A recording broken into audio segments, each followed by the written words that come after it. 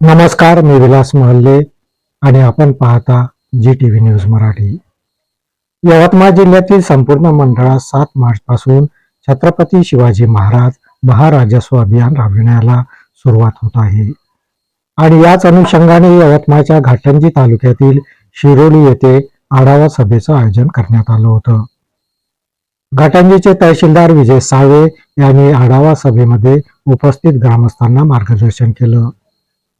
शिरोलीचे सरपंच चंद्रकांत इंगळे पाटील यांच्या अध्यक्षतेखाली ही आढावा सभा घेण्यात आली.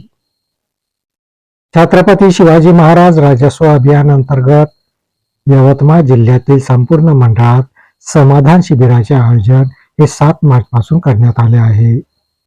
या शिबिरामध्ये विविध शासकीय योजनेची माहिती आणि आवश्यक कागदपत्र हे ग्रामस्थांना उपलब्ध करून देण्यात येणार आहे. 7 मार्च पासून सुरू होत असलेल्या या शिबिराच्या पार्श्वभूमीवर घाटंजी तालुक्यातील शिरोली येथे आढावा सभा घेण्यात आली.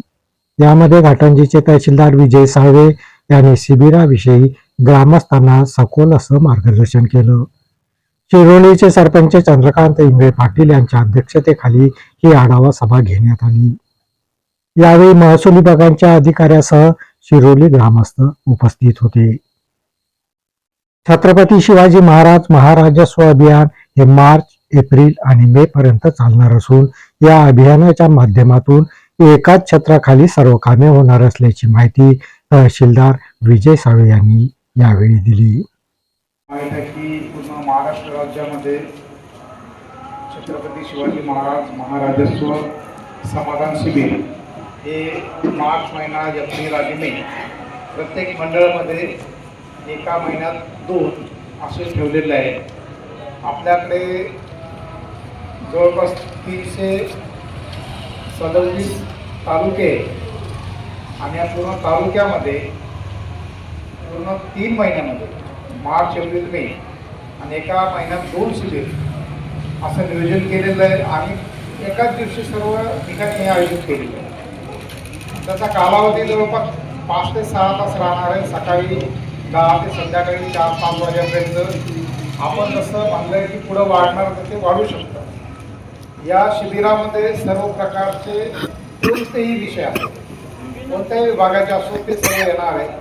वन विभाग असो, MSCB असो किंवा तुमचं पंचायत समिती असो, कृषी असो किंवा महिला व बालविकास असो, पोलीस विभागाचं असो, महसूलचं असो, प्रत्येक विभागाचं, पशुसंवर्धन असो, प्रत्येक विभागाची इथं निराकरण होणार आहे. सर्वांचे स्टॉल लागणार आहे आणि तुम्हाला ज्या ज्या योजनांची माहिती नाही ती माहिती तुम्हाला मिळणार आहे. सोबत तुम्हाला आत्तापर्यंत तुम्ही काही आवेदन केलं असेल किंवा नसेल केलं त्या दिवशी देखील तुम्ही त्या दिवशी शिबिरामध्ये भाग घेऊन आपलं काही अडचण आहे ती मांडू शकता. महसूल विभागाबद्दल सांगायचं तर जे काही आम्हाला टार्गेट दिलेलं आहे की सर्वांना 7/12 जे आहे ते कमीत कमी 150-200 लोकांना वाटप करायचे. जे आत्ता प्रक्रियेमध्ये ते या 2 दिवसामध्ये निकाली काढायचे. आमच्या लोकांनी ती निकाली काढलेले आहे. कोणाचं मोजणी असेल, कोणाचा घरकुल रेकी असेल, कोणाचा घरकुलचं अनुदान असेल, कोणाचा PM किसान असेल, कोणाचा ॲग्रिस्टॅग असेल, कोणाचं आधार कार्ड असेल, कोणाचे कोणतेही दाखले असेल, कोणत्या व्यक्तीला बिमार आहे, मदत होत नाही म्हणून मुख्यमंत्री सहायता निधीमध्ये त्यांना फॉर्म भरून द्यायचा असेल, सूर्याखालील जेवढ्या काही आपल्याला कोणत्याही मदतीची, कोणत्याही विभागाची कुठलीही योजना तुम्हाला जर भेडसावत असेल त्या दिवशी या शिबिरामार्फत आपण ती करणार आहोत. मग तुमचे रस्ते असन, पांधन रस्ते असन, गावातले रस्ते असन, गावची समस्या असन, मंडळामध्ये जेवढ्या समस्या आहेत त्या सर्व समस्याचं आपण निराकरण त्या दिवशी करणार आहोत. या बातमीपत्रात इथेच थांबतो. परत भेटूया नवीन बातमीपत्रात. तोपर्यंत पाहत राहा GTV न्यूज मराठी.